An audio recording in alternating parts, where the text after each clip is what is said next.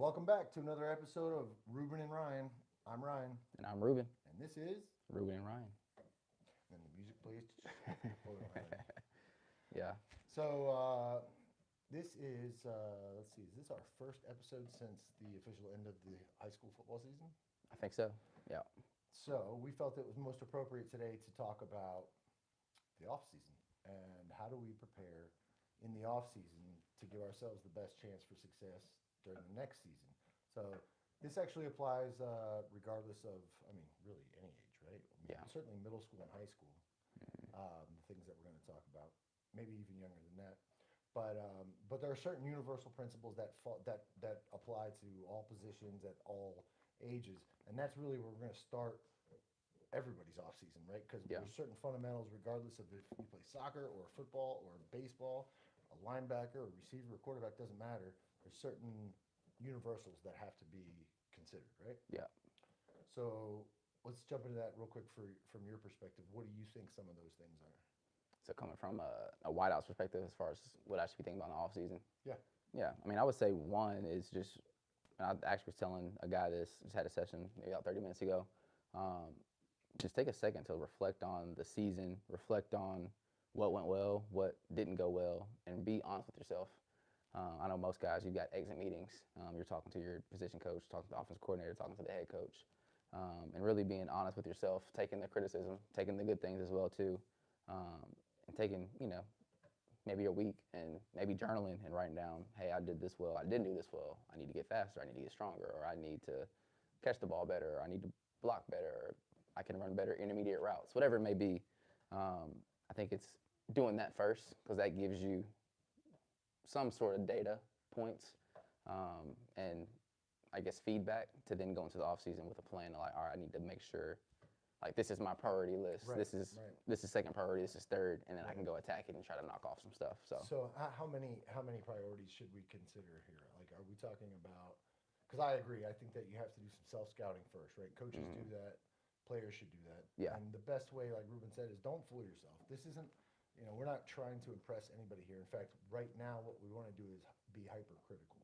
Yeah. We want to pick apart. Obviously, we don't want to pick everything apart because there are some things that we just, you can't work on everything. Yeah. Right. So we got to pick, like you said, the priorities.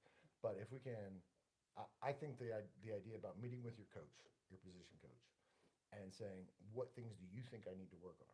Because they're going to give you a fairly honest account. Yeah. Right? They have no agenda other than for you to be a better player. So they're going to want to tell you what they think will actually make you better. Yeah. Use that in your own analysis, right? Like you said, go back and review your plays. Oh man, I missed a lot of tackles because of this, or oh, I didn't get a chance to separate because of this, and that happens often, right? Yeah. Take the thing that you think is most that you can, the improvement that you can make that will have the greatest overall effect in the season, right? So for example, it might be speed. It might just be that like you're just not quite fast enough yet, right? Yeah. So that could be it.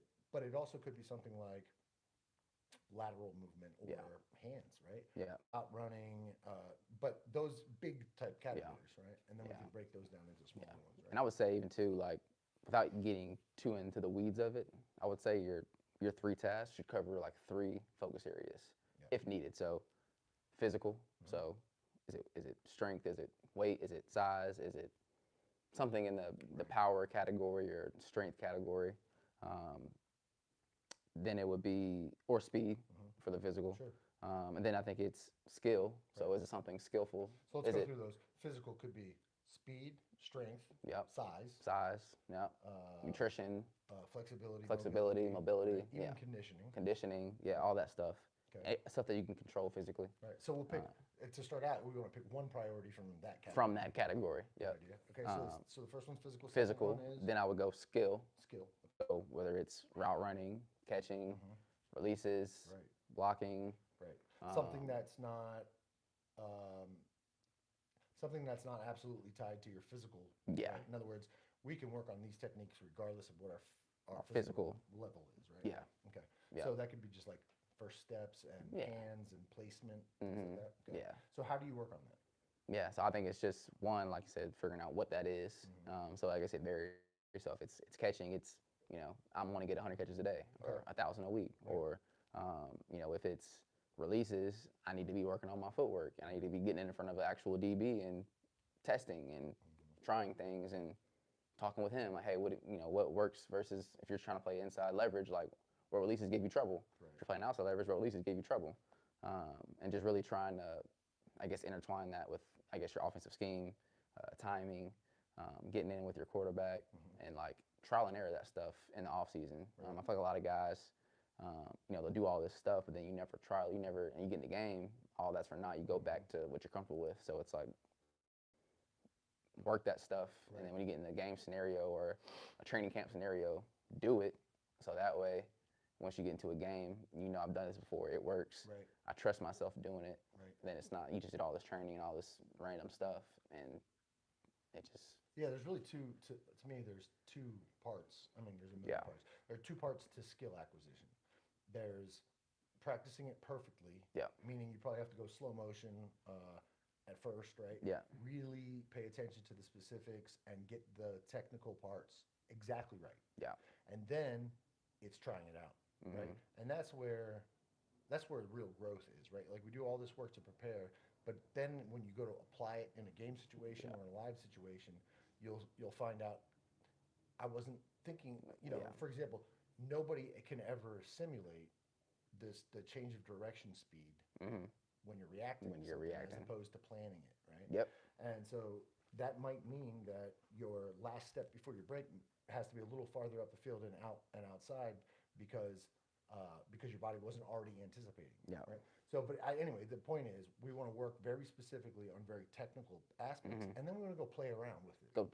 Right. Yeah. Exactly. Because your brain and body assimilate the information differently when you put it in an application. Yeah. So really important actually is when you're working on a skill, work on the skill, and then put it to use, and then come back, work on the skill some more, refine it. Right. I always like to think about it as you want to integrate, disintegrate, reintegrate, disintegrate, just like that over and over. And what that means is, we take a route, for example, right? The whole route is an integrated thing. Yep. Now we're going to disintegrate it. In other words, we're going to break it into its constituent pieces. So what are those things? We're talking about stance. We're talking about first takeoff, stem, setting up the entry, break, all of that, right? Entry, exit, so finish. Let's say you've got 10 things, right? 10 categories within this one category that we call running routes, route running. And you'll work each of those things separately, individually, and then start grouping them together. Right? Yeah. So we're reintegrating. So first we disintegrate all the way down to break it down, constituent components, and then we start to build up blocks of that, and then we put it all together. Then we take it all apart again and do it again, right? Yeah. And that's kind of the way that you acquire any skill, right? It's math, it doesn't matter. So that's two. Yeah. To say that another way, also, all of these things, by the way, it's all about repetition, right? It's about practice. So with the physical stuff, you could lift as hard as you want one day and not do it again for a week, and you're not going to get anything out of that. Yeah. It's consistent repetitions over time. Okay, so the third one. Physical, skill, and then I think the third one, which I think a lot of guys struggle with, I actually had a conversation about this with a guy I was working with, but the mental part of it, which it's kind of hard to work on, because some of it's like when you're actually in practice or, in the facility or in the actual game.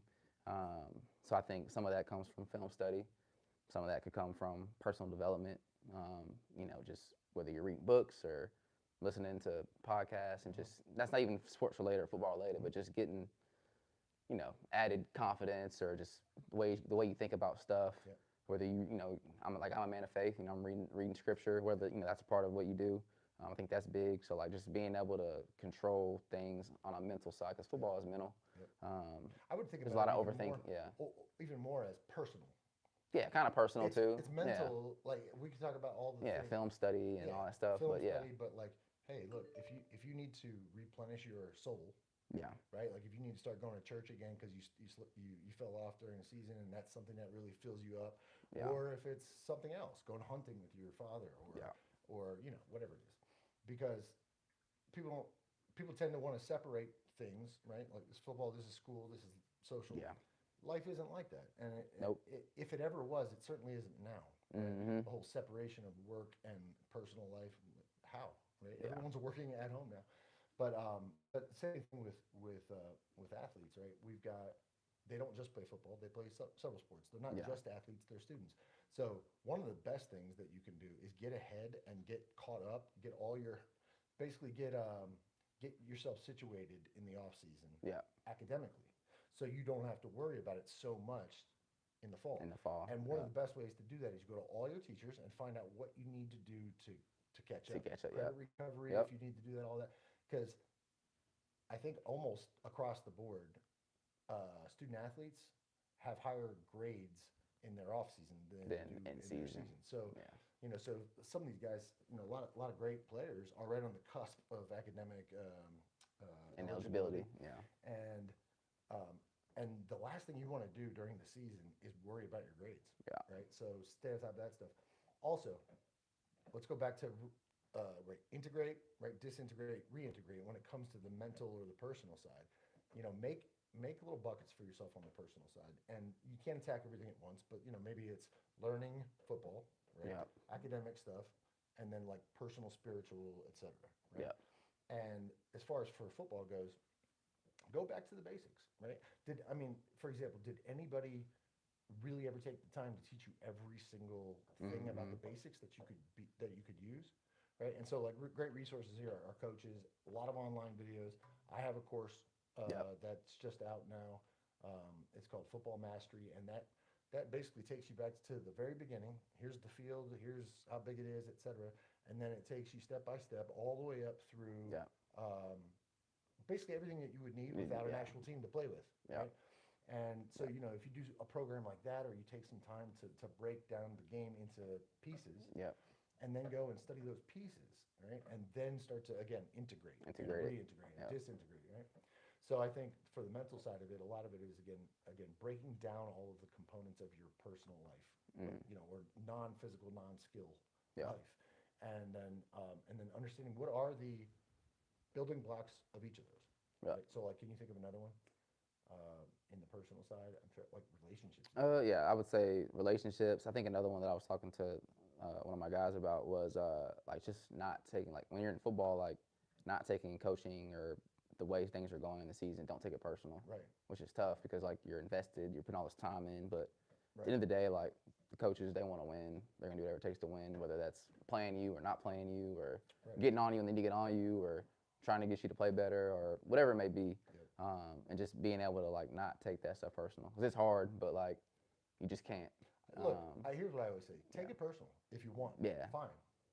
I always did. I couldn't help it, right? Yeah. If someone said you need to be better at this, first thing I would do is go, ouch, that hurt. Right? Yeah. But pretty quickly, I would go, okay, well, the only thing I can do about that person's perception of me, whether it's right or wrong, is to get better at that thing. Yep. Right. And especially if typically a coach does say something to you, you get defensive. You say, no, that's not me. Yeah. Take a couple of days to think about it, a couple of hours, whatever it is, and you realize it kind of is. Yeah, that is me. That is me. Yeah. So if I were in high school now and I was talking to myself, I would say, listen, whatever a coach tells you, you don't have to believe it right away, but consider it as being genuine, and then go find out for yourself. Go find out. Yeah. Right? Go do a little work. Watch some film of yourself. Say, oh, I see why he's saying my feet are like this, or ask him, say, what part of this? Yeah. Because now's the time to be hypercritical, right? Like make a game of it. I used to say, okay, what could I get better at? And it was hard for me to admit these things, but as soon as you start admitting them and being very definite about owning it, it feels good. Yeah. You know what I mean? It feels like, oh, yeah, now that I own it, I can work on it. I can work on it. Until I acknowledge it and own it, it's always going to be a weakness. Yeah. You know what I mean? And nobody else is looking at you when you're making these decisions. So make them with humility and understand that all you're going to do is improve yourself. No one's going to know what's going on inside your head and all your dirty little secrets, right? Yeah. So 3 things. Those are 3 things. Yeah, physical, skill, and mental. Skill, mental. Right? Integrate, disintegrate, reintegrate, practice consistently. Essentially, that's what it comes down to. That's it. Simple. Cool. So in coming weeks, Rubyn and I will detail these categories, and we'll break them all down. We will disintegrate that whole thing, and then we'll build it back up piece by piece over the course of the next several weeks as we get really into the off season and get over the holiday season and whatnot. Yeah, for sure. Yep. Sound good? Yeah. So next time, I think almost definitely, because Rubyn and I are both passionate about this one particular concept, I think next time we'll talk about barefoot training. Yeah, Right. it's big. Talking about it's nothing more fundamental than your feet. Yep. Right. Because that is the foundation. That is Mhm. the bottom. So we'll talk about how important your feet are and how you can use that information and the information that we're going to give you to gain an advantage from the ground up, literally. Yep, for sure. All right. Sounds good. Another episode of Ryan and Rubyn. Nope. Another episode of Rubyn and Ryan. I'm Ryan. And I'm Rubyn. We'll see you next time. Damn. On Rubyn and Ryan. Yep, let's do it again. Yeah. Take two. Okay. And that's all we have time for today. Please join us next time on our next episode where we talk about feet of Rubyn and Ryan. I'm Ryan. And I'm Rubyn. And this is Rubyn and Ryan. See you next time. Peace. Good job.